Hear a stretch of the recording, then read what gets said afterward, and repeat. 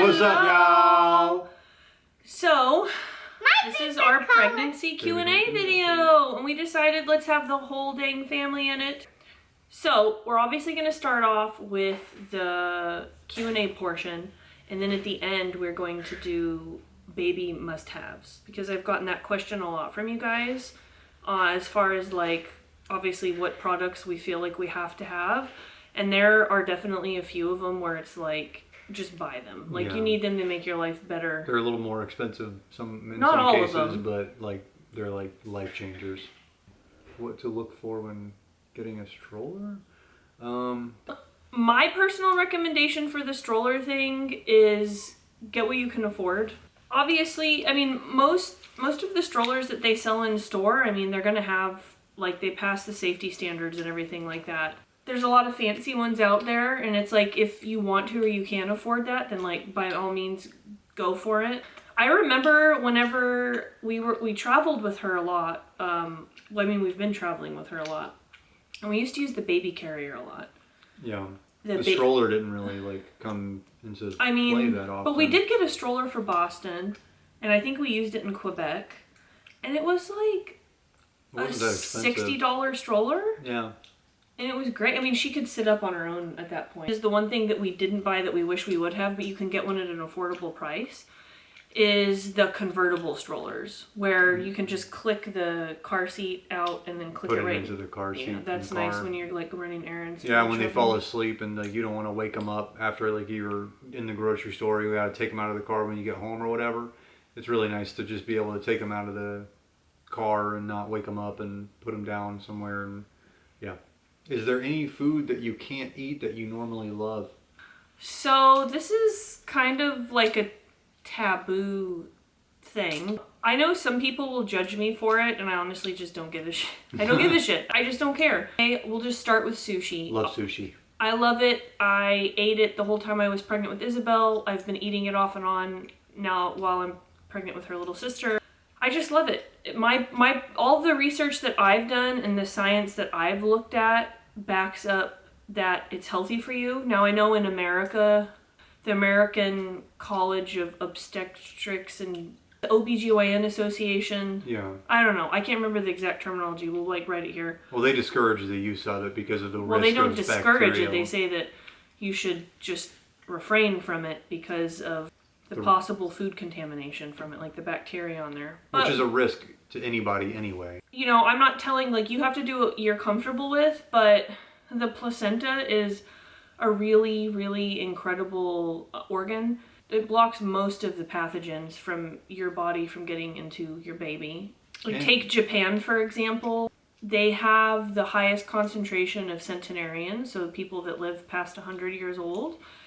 They actually recommend that pregnant women in their society still continue to eat sushi. It's still a healthy part of their diet. Now, I don't eat sushi with like mayonnaise and fried sushi and tempura and all that stuff. I mean, nobody should. Well, I mean, if you're having a cheat meal, that's well, fine. yeah, but who wants to eat that for a cheat meal? I've gotten a lot of questions. Like, every time I've posted a steak and it's cooked medium or medium rare, people will ask me about that. I don't cook my eggs all the way. Well, this isn't a question, but it's really cute. So excited we are pregnant at the same time. Love watching your journey. I think it's so cool. Like, I've had some of you guys comment and message me that during my pregnancy. There's even one girl that we have the same due date. Oh, wow. Like, I mean, I haven't said what my due date is, but she like told me her due date, and so we have the same due date. Does the baby kick a lot? This question. This baby kicks so much. It's insane watching it. Mostly at nighttime, like around before bed, she's like dancing in there. Isabel. She does it all day, all the time now. Well, all the time. Isabel was kind of active, but nowhere near as much as this baby was. Like, she is just kicking constantly, which is, I guess, a good thing. All the time. I don't know what that means. I mean, I think that she's just going to have a lot of physical energy. Isabel is an Aquarius, and she didn't move around that much. She was pretty chill, but she has a lot of emotional energy. She's got to talk to everybody. I have a lot of emotional energy. I'm a Cancer, and Cody's a Taurus, and Isabel's sister is supposed to be a Taurus too. Yeah. So It's like I don't like to talk that much, but I got to move like all day. all the time he has to be doing stuff. Like as soon as we wake, he just pops out of bed and you just want to go like all day until you can't go anymore. And I'm more of a like, let's take a lunch break. Let's enjoy breakfast. Let's wake up. No, we gotta go now. Thoughts on sugar-free during pregnancy? Why? Why? Why would you do that to yourself? That sounds horrible. I mean, if you can do it, then I mean, Congrats, I nobody guess. needs sugar. Sugar, I mean, isn't good for you. Obviously, there's sugar in fruits, but they're probably not talking about naturally Yeah, they're occurring talking sugar. about like processed sugar. I don't know anybody that could do it. I'm sure maybe there's somebody out there, some kind of pregnancy unicorn. But also, I just want to ask again, why? Why? Why? Why? Why? Why? Why? Why would you do that to yourself? If there's ever a time that you can allow yourself to have like a treat more often, it's this, because you need to have those extra calories. So why not have? Yeah, but within moderation. You know, I mean, yeah. I still only have one weekly cheat meal, but now I'll like drizzle local honey on my oatmeal. You eat a lot more fruit. You have, Oh my god, so much fruit. I like orange. Are you getting an epidural? No, I will not be getting an epidural. For those of you that haven't watched our birth story with Isabeau, I didn't have an epidural at all. I'm very against like epidurals personally, like for myself. It's just freaks me out having the thought of getting something put into my spine. I don't want it. I mean, I know I didn't have like a completely unmedicated birth. I did use nitrous oxide, Yeah. which I think is amazing. Not every hospital offers that, but the one that we go to does. Yeah, I don't like them also because all the research points to once you get an epidural, it increases your chances from having to get a C-section by over like 45%, like something like that. And I don't want to have a C-section. That freaks me out too. It's really painful. It is painful, but I've also experienced other things in my life physically that I felt like were just as painful. I do think women are incredible. I feel very proud of myself, you know, any woman that gives birth and is a good mom and everything like that. But I think sometimes it gets built up in our society that like pregnancy is the most painful thing in the world. Nobody else. Could experience pain like that. Yeah, and it's not true. That's good to know. Do I drink coffee every day? So I actually stopped drinking caffeine like 6 to 8 months before I even got pregnant. That was just a personal choice that I made because of like anxiety, and I'm just naturally like I have more energy, and I felt like drinking caffeine in the morning just made me kind of feel like cracked out. So I cut it out completely and I never felt better, and I was so glad that I did. So, but when I was pregnant with Isabel, I did drink caffeinated coffee every day. Yeah. I had 1 or 2 cups in the morning. Mommy, it gave it to me. Yeah. Is that why you're so crazy? Do you feel comfortable with having your husband with you in the room and seeing everything? I mean, yeah, I've seen everything before. I mean, yeah I will say needed them there. it's a different like experience as a man to see the whole process of giving birth and like the baby coming out and stuff like that. It's really like you're like, holy shit. You're like, wow, this is really happening. Oh my god, I didn't know it could do that. It could do that? Yeah, it's wild to see it, but it's also like it was stressful, and I had like a panic attack after like Isabel was born, and I was like throwing up and stuff, but I wouldn't undo it. Yeah, Like, not because of what you saw. It was just like the stress. the stress everything. of like a new life coming into the world and everything like that. But like I wouldn't undo like seeing it, and I think that I definitely want to watch when the new baby's born. Yeah, you too, want to so. watch as she comes into the world. Like Yeah. it's incredible. And it was funny because like whenever I was giving birth to Isabel, they have like these giant mirrors that are like, I don't know, 5 or 6 feet tall on wheels, and they started wheeling it into the room before I started crowning, and they were like, "Oh, do you want to see?" And I was like, No, I don't want to see. I already know what it looks like. I don't need to see this happening. I couldn't have like done it the way I did without you, Yeah. like naturally and stuff. I had to. You have to be in the be there, room. yeah. Yeah. Did you experience morning sickness? Yes. Yeah. With this baby, the first trimester was hell. It was absolutely horrible. Now, I don't want to complain too much because I know there's some women that have it like a lot worse. Like I never threw up, so I'm very thankful for that.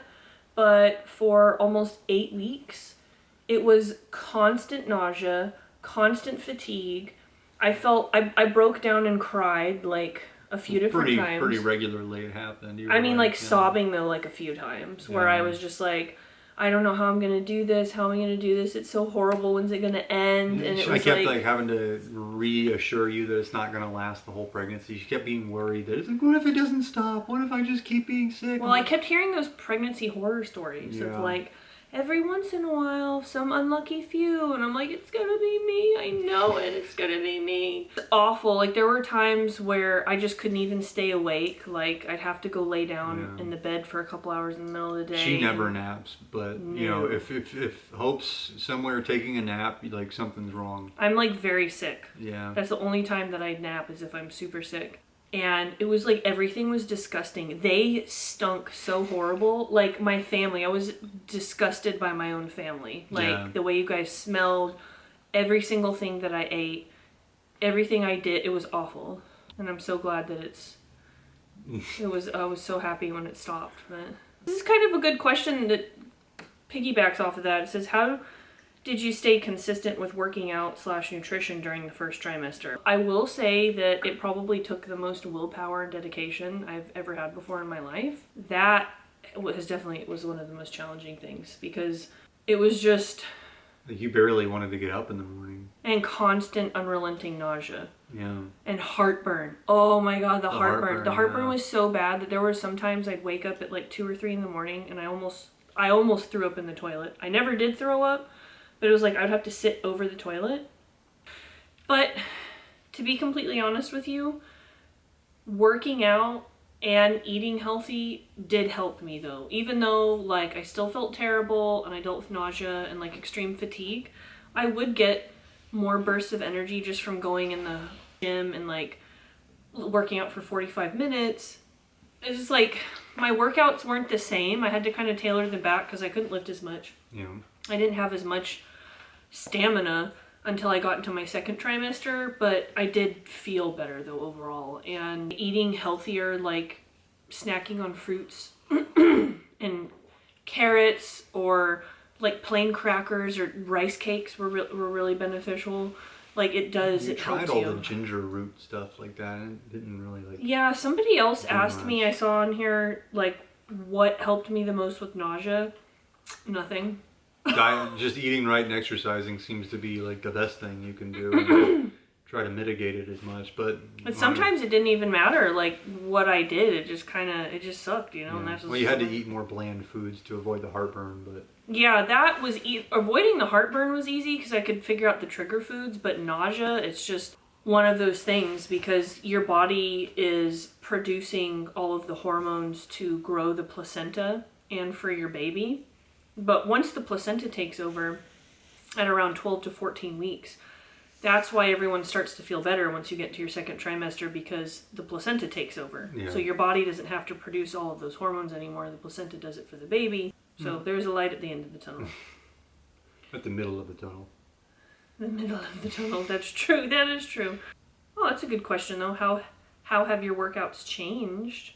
I mean, you definitely don't push as hard, especially like whenever you're doing load bearing exercises that engage the abdomen and stuff like that. My more pelvic so. floor. Your pelvic floor, like you don't want to strain that more, and you're doing more like core focused and pelvic floor focused exercises. But whenever it comes to like lower body workouts, you're not doing a lot of like stuff that would make you like strain. Yeah, I'm not really doing free weight barbell back squats really that much anymore. And if I do, it's very light. Even Smith machine squats, it's very light. Yeah. But I do prefer the Smith machine squats right now for lower body exercises just because it puts a little bit less pressure on the pelvic floor, I find. But yeah, it's just lighter overall, lower body, not as many exercises. and more core. Yeah, like you said. Do I still color my hair? Yes. I mean, I'm gonna get some more balayage. Hopefully my balayage appointment, like I can make it to that. It's in 2 weeks. Yeah.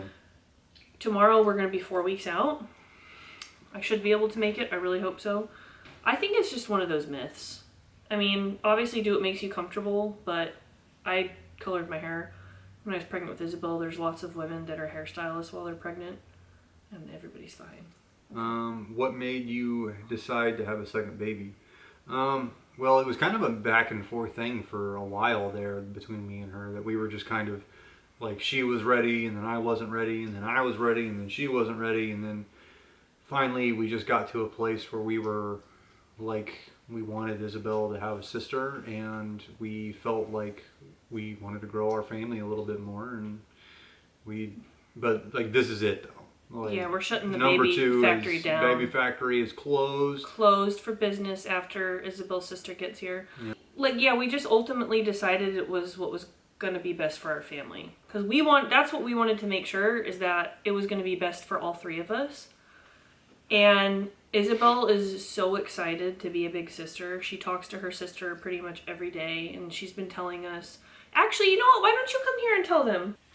I tell my baby sister that I will feed her at the JCC. Well, you're going to help feed her. And put her pacifier on her. And you're going to share your toys. Yeah. It's hard. Just the Just hard toys, no stuffed animals. You're allowed That's to right. have boundaries. That's fine. But she just keeps saying how much she can't wait to be a big sister and how she's going to be the best big sister in the whole world. Once she's free, I'm going to share my stuffed animal. When she's 3? Oh, wow. She's got to wait till she's 3? Okay. Okay. How do you deal with extreme hunger? Mine comes out of nowhere, and I eat high protein, smoothie, etc. So, like, I guess eating like how I eat. So that's just one of those things that happens while you're pregnant. And on it, this is a perfect time to plug our new pregnancy workout guide. Yeah. Our new coming out this pregnancy week. fitness guide. Yes, it is coming out this week. It might even be released before we release this video. To answer your question, like, generally without going into too much depth, as you're snacking on healthy, whole, clean foods, like, you'll be fine. You're not gonna get fat from eating extra fruit. You're not gonna get fat from eating extra vegetables. Extra chicken. Or Extra chicken. But there's also things Even that, sweet potatoes. Like, yes, I mean, will you gain a little bit more weight? Yes, you will. But if you're eating, like, healthy foods, like sweet potatoes and brown rice and stuff like that, I mean, you're gonna gain your healthy pregnancy weight. Also have a little bit more leniency for like healthy, tasty stuff. Like acai bowls was something that you've been enjoying your whole pregnancy. We started incorporating like Greek yogurt bowls with like granola and extra fruit.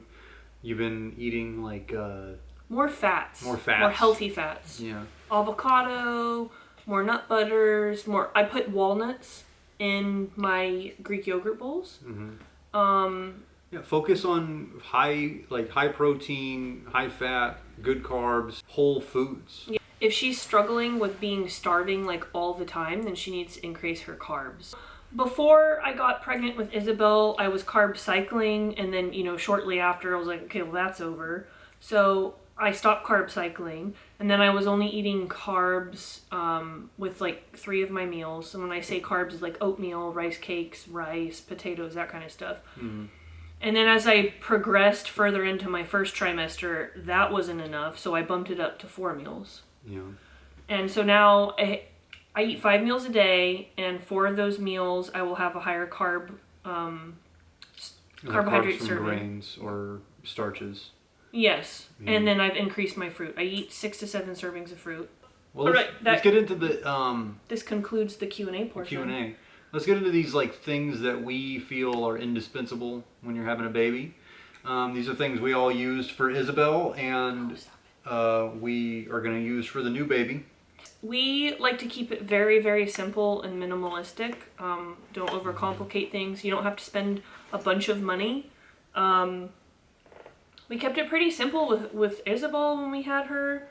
Yeah. And We didn't want it to look like in our house, like if you walked in the front door, you immediately knew these people had kids. I don't want to judge, okay? Because I think if you're the type of person that has a playroom, you know, throughout your whole house, that's your choice. It's your home. You get to do whatever you want.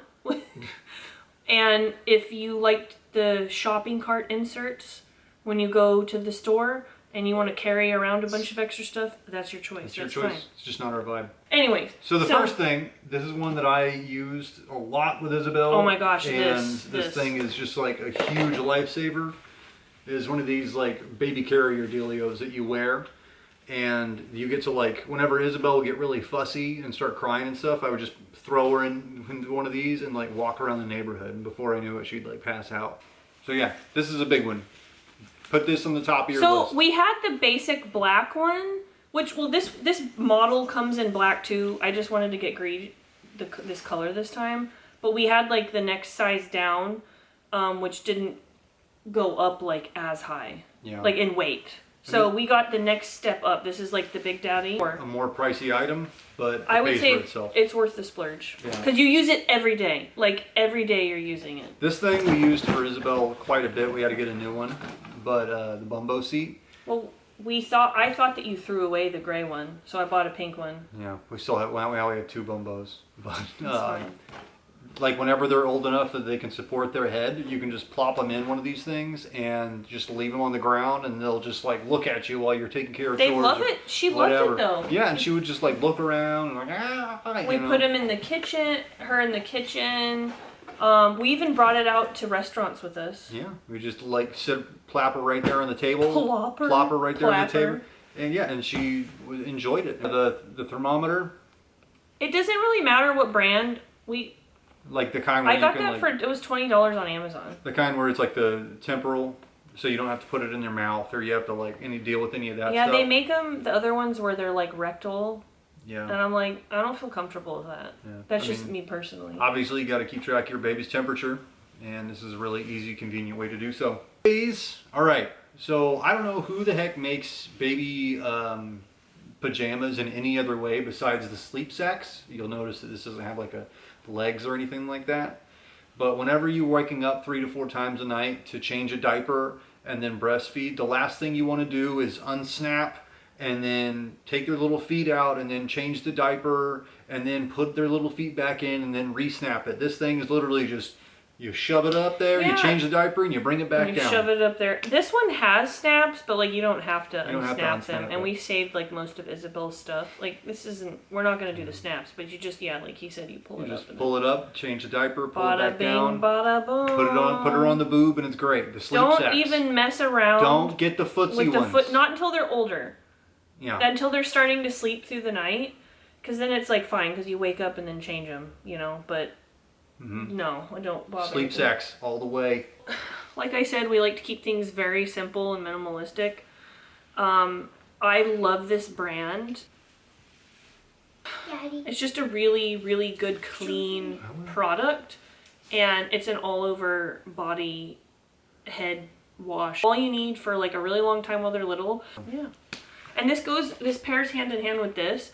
So we didn't know. I know we haven't taken this out of the package yet because We used Isabel's and it was dirty, and then we threw it away. We never used it. yeah, again. but this is for Cradle Cap. We didn't even know what I Cradle Cap didn't know what Cradle was. Cap was for. It was like a week or so. It was like you had this stuff on her head, and I was like, I don't know what we should do about this. And I'd try to wash it off in the bath. I'm like, I guess this is just part of her skin right now. Like, I don't know. And then Yeah, but then we noticed it was like, this is weird, so we researched and learned about Cradle Cap. yeah, and then we just rubbed that on her little scalp, and it all just fell off. So Yeah, you flake it off. The last item, one- this one was this is actually- like the holy grail of this all one of the baby products. saved our life. It saved our life. Is actually one that Isabel used.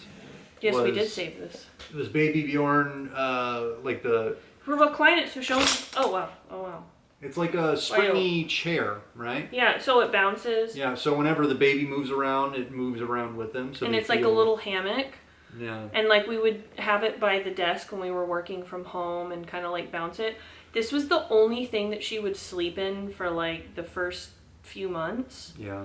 That was it. That was all that she slept in. We kept And- trying to put her in a bassinet, but she wasn't feeling it. But we would like kind of wrap her up in a blanket and put her in this thing and then strap her in, and she slept great. She started sleeping really good from there. Yeah. Don't do those things that like rock the baby to sleep.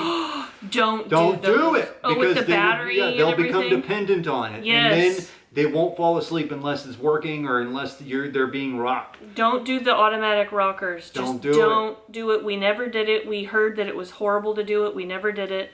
Isabel started sleeping through the night at like 6.5 months. She's an amazing sleeper. Don't get it. I guess we'll catch you guys later Yeah. with the third trimester. The next video that's coming up is the third trimester journey video, and then after the that, this birth baby, video. this baby's about to come out. Any day Any day now. Any All right, day. guys. Love Peace. you. Bye. Love you.